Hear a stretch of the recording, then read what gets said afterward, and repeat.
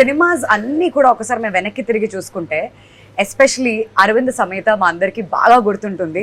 And మీకు ఒక special role కూడా ఉండింది ఆ సినిమాలో. మరి ఎన్టీఆర్ గారితో పనిచేయడం అండ్ ఆ సినిమా మీ కెరియర్కి ఒక టర్నింగ్ పాయింట్ లాగా మీరు భావిస్తారా? ఆ సినిమా ఎక్స్పీరియన్స్ గురించి అండ్ ఎన్టీఆర్ గారి గురించి మేము మాట్లాడుతున్నాం. 100% ఆ సినిమా నాకు టర్నింగ్ పాయింట్. అప్పుడు దాకా చేసిన కొన్ని సినిమాలు ఆడలేదు and it didn't work. So దాని తర్వాత మంచి సినిమాలే చేయాలి, మంచి కథలే చేయాలి. అది ఏంటంటే ఒక ఇన్ఫ్లుయెన్స్ ఉంటుంది, హీరోగానే చేయాలి, ఇలా ఉండాలి, ఒక యాక్షన్ చేయి, ఒక లవ్ స్టోరీ చేయి అని చాలామంది చెప్పేవాళ్ళు.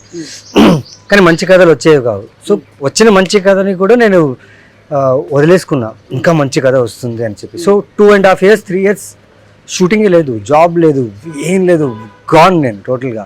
ఇంకా వెనక్కి వెళ్ళిపోవారా అనే చెప్పే స్టేజ్ దాకా అంటే ఆలోచించాను, ఏంట్రా ఏంటి పరిస్థితి ఇది, ఇక్కడ దాకా వచ్చి ఇంతవరకు చేసి పేరు గుర్తింపు వచ్చింది, కానీ ఇప్పుడు సినిమాలు లేవేంటి. ఆల్మోస్ట్ 2.5 years అండి, పిచ్చెక్కిపోయింది నాకు.